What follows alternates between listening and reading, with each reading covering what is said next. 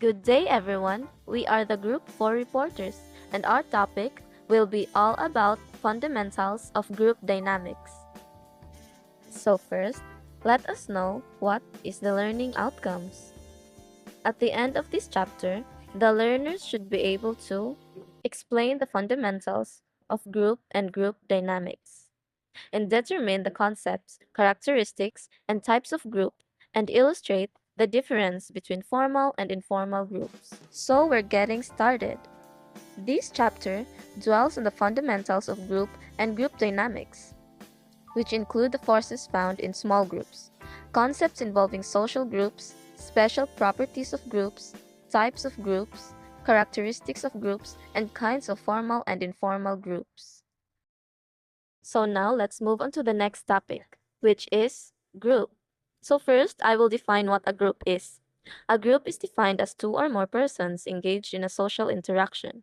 And to add up, a group is a number of people or things that are put together or considered as a unit. So this implies that each member of a group is aware of the other members and their influence, and some psychologists consider this definition to be too general and prefer to limit the use of the term group to a collection of individuals who find their association with one another rewarding. Group dynamics. Group dynamics is a social process in which people interact in a small group in a face to face manner. The word dynamics comes from the Greek word dynamis, which means force. Therefore, group dynamics refers to the study of forces that operate within a group. Forces found in small groups. There are two important historical landmarks in understanding small groups. These are the research of Elton Mayo and his associates in the 1920s and 1930s, and the experiments conducted in the 1930s by Kurt Lewin, who is considered as the founder of the group dynamics movement. According to Mayo, workers tend to establish formal groups that affect job satisfaction and effectiveness. Meanwhile, Lewin argues that various types of leadership attitude result in various responses in groups. According to San Juan and Centino 2011, a group is composed of individuals who have come together to accomplish a particular task or purpose. In a group, the members share the same consciousness and interaction. A group is not mere collection of individuals. Rather, it is an aggregate of personalities that act and interact with each other. One must participate in a common life and activities of a group to be included in such. Group dynamics form the structure of a group. Concepts of social group. On 2011, San Juan and Centino present that, psychologically, man is said to be a rational being. Politically, he is a political and power-seeking being. Theologically, he is a religious, God-seeking being. And sociologically, man is a gregarious social being seeking the company of other social beings. We're going to talk about special properties of groups. So the special properties of groups are illustrated by a simple lesson in mathematics, as in 1 plus 1 equals 3. This is a logical error in the world of mathematics. In the world of group dynamics, however, this is irrational. In a group, there is no such thing as merely as composition of two people. It is the relationship that makes them three. For instance, salt or sodium chloride has different properties from the sodium and the chlorine elements that form a mixture to make it.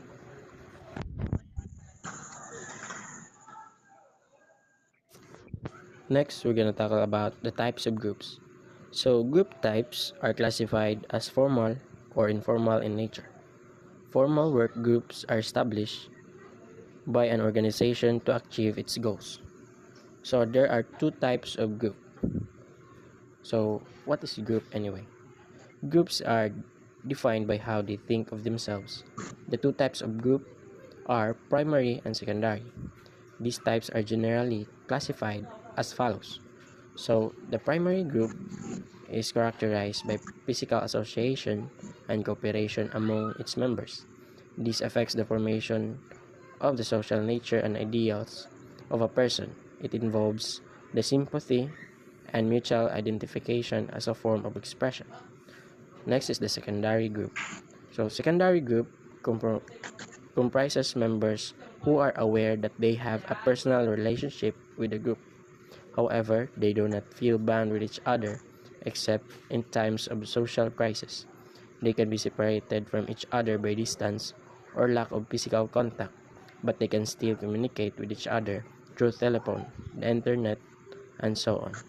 Everyone, I am Hinobiagonel Alfonso Rizzo, and I'll be the one to discuss the topic characteristic of a group. So based from San Juan and Cantino 2011, the characteristic of a group include interaction, structure, goals, perceived groupness, dynamic interdependency, and motivation. In terms of size, groups consist of at least 3 people. There are several characteristics of a group, and these are interaction, structure, goals, perceived groupness, dynamic interdependency, and motivation. The first characteristic is the interaction. Interaction is the pattern of mutual influence. There are 4 modes of interaction, and these are physical, verbal, nonverbal, and emotional. An example of physical interaction is group members participating in a cleanup drive working together to remove the trash. For nonverbal interaction, discussing project plans, sharing ideas during a meeting. For nonverbal, using gestures or facial expressions to communicate during a group activity. And for emotional, understanding and responding to the feelings of others in a community service. The second characteristic is the structure. Structure is a stable pattern of human relationship. There are 3 types of group structure, and these are role, norms, and inter-member relationship. Role are the behaviors expected of each member in a given position. For example, a project leader, a recorder, and resource person working together to organize a community outreach program. Norms are the rules that identify and describe the appropriate behaviors. For example, the group agreeing to meet every Wednesday at 2 p.m. to plan and implement activities. Intermember relationships are influenced by authorized communication. For example, a group leader assigning tasks to members based on their strengths and skills. The third characteristic is the goals. Goals are the reason for the group's existence. Goals provide a clear sense of purpose and directions for all the group activities, ensuring that efforts are aligned with the overall objectives. The fourth characteristic is the perceived groupness. Perceived groupness refers to the extent to which member sees themselves as one entity. For example, common faith, similarity, and proximity. For example, sharing a sense of accomplishment after completing a successful community service, and having shared interest in helping others, which brings the group members together, and regularly working together, creating sense of belonging. The fifth characteristic is the dynamic interdependency. Dynamic interdependency takes place when the active members are energized, vibrant, and changing. This refers to the active and changing interaction among group members. It means that the group is constantly evolving, with members influencing and being influenced by each other. And the last characteristic is the motivation. Motivation is focused on personal needs that, when attained, leads to satisfaction. This characteristic highlights that individuals within a group are driven by their own personal needs and desires. When these needs met, it leads to a sense of satisfaction and fulfillment. This motivation can be influenced by various factors such as personal goals, recognition, sense of belonging, or desires to contribute to a meaningful cause. For example, in the context of NSTP-CWTS, participants are motivated by a desire to help others, gain new skills, or simply make a positive impact on their community. Understanding and addressing these individual motivations can help foster a more engaged and productive group environment. Now, we're going to discuss the kinds of formal groups. Based from San Juan and Cantino 2011, the kinds of formal groups are command groups, task groups, and functional groups, and these are described as the following. The first kind of formal groups is the command groups. Command groups are those specified in organizational charts. They are often composed of a leader and members who are directly reporting to the higher leader. An example of a command group is the academic department of a school, which consists of chairperson and a faculty member. The second kind of formal groups is the task groups. Task groups consist of people who work together to achieve a common task. Members are brought together to accomplish a range of goals within a specific time. Examples of these are ad hoc committees, project groups, and standing committees. And the third kind of formal groups is the functional groups. Functional groups are created by an organization to accomplish a specific goal within an specific time frame. Even though their goals have already been achieved, they still continue functioning. Examples of functional groups are the sales and marketing departments of a company. Kinds of informal group. The kinds of informal group are interest group, friendship group, and reference group. First, interest group are the form when a particular number of a people share the unique set of the goals and the objective they want to achieve. To the call be a different form, the organizational structure they belongs to. This group can usually stand the test of the time compared a general informal group. An example of a interest group is a group of the students coming together to form a study group for a specific subject. Second, friendship group are commonly composed of the people sharing, enjoying similar interests such as their bonding activities and life belief.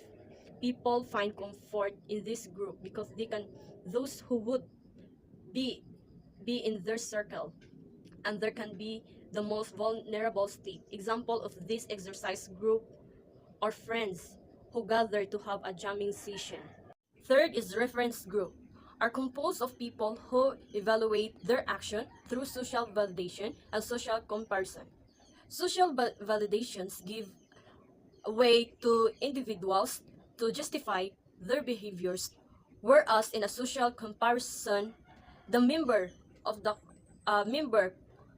compared themselves with others to assess the reflection their action. Formal group are formed naturally response to become interest and shared value of individuals.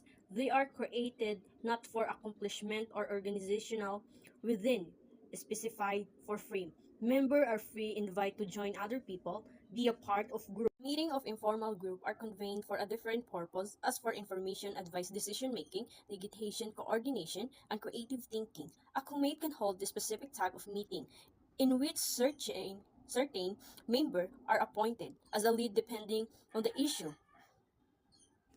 at hand. Typically, the preferred number of the people meeting is a five. A smaller group can sometimes face a difficulty in a functioning because of the complex of the power. Meanwhile, if the membership raised to be a seven, the communication tends to be centralized because the member do not have adequate communication opportunities, team creativity required, and moderate frequency of a communication and a low-level communication centralization. To sum it all up, a person cannot live alone. He or she needs the company of others. By nature, a social being needs to form a group and be part of a community. Aside from permanent groupings, there are also temporary ones, such as organizations in society, which may be religious, economic, or political in nature. Forming a group, to humans, adheres to their innate needs for companionship and sense of belongingness. However, there must be regulations to achieve sense of belongingness and harmony with the existence of the group. As Jeff Warner says, we are not put on this earth for ourselves. but are placed here for each other. If you are there always for others, then in time of need, someone will be there for you.